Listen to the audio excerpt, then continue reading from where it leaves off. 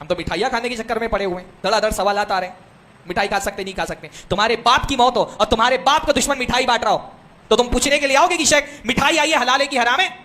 हाँ, तुम्हारे बाप की मौत पर तुम्हारे बाप का दुश्मन मिठाई बांट रहा है, पूछने के लिए आओगे हलाल है कि हराम है? अल्लाह के साथ शिर्क हो रहा है।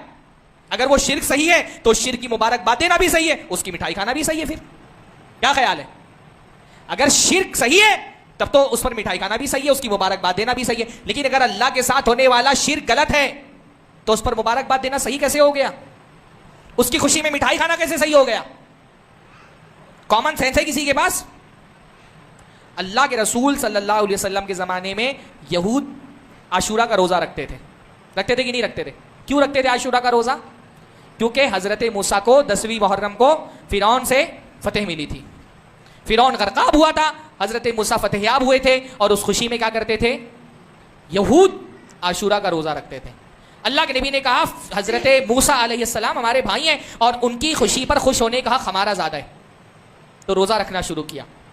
मुसलमान रोजा रखने लगे, लेकिन यह महसूस हुआ कि मुसलमान भी रोजा रख रहे हैं, यहूदी भी रोजा रख रहे हैं, एक वैलिड सबब से दोनों रोजा रख रहे हैं, लेकिन इसके बावजूद जाहिर में मुशाबहत हो रही थी। अल्लाह के रसूल ने कहा अगले साल में जिंदा रहा तो मैं 2 रोजे रखूंगा ताकि यहूदियों से मुशाबहत ना हो। एक वैलिड सबब के तहत एक इबादत हो रही है, पर उस इबादत में भी क्योंकि काफिरों से मुशाबहत हो रही है तो अल्लाह के रसूल सल्लल्लाहु अलैहि वसल्लम ने क्या फरमाया? मैं 2 दिन रोजे रखूंगा ताकि उनकी मुखालिफत हो। यहां हम शिरकिया त्योहारों में काफिरों की मुशाबहत इख्तियार करने के लिए पहुंच गए। और मसला सिर्फ मिठाई का नहीं है, मुबारकबादियां दी जा रही हैं, बल्कि एक तबका तो आगे बढ़कर के जश्नी मना रहे हैं, पटाखे फोड़ रहे हैं, फुलझड़ियां जला रहे हैं, पूरे तौर पे हर त्योहार में शरीक हो रहे हैं। भाई अल्लाह ताला के साथ शिर्क हो रहा है। अल्लाह के बंदे, तुम जबान से नहीं रोक पा रहे, तुम हाथ से नहीं रोक पा रहे, ठीक है तुम कमजोर हो, आखिरी दर्जा क्या है कि दिल में बुरा जानते हैं ना? हाँ, दिल में बुरा जानते, ये आखिरी दर्जा था कि दिल में बुरा जानते।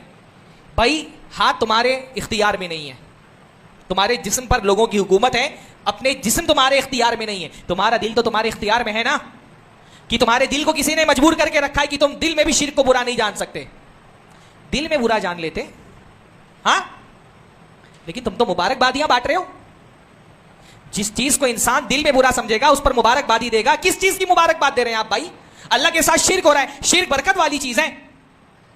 मुबारकबादी का मतलब क्या होता है? अल्लाह ताला खूब बरकत दे। किस में बरकत दे भाई? उसके शिर्क में बरकत दे अल्लाह। फला त्योहार मुबारक, फला त्योहार मुबारक, हैप्पी फला डे, हैप्पी फला डे, ये हैप्पी होने वाली चीज है। अल्लाह के साथ शिर्क हो रहा है, कम से कम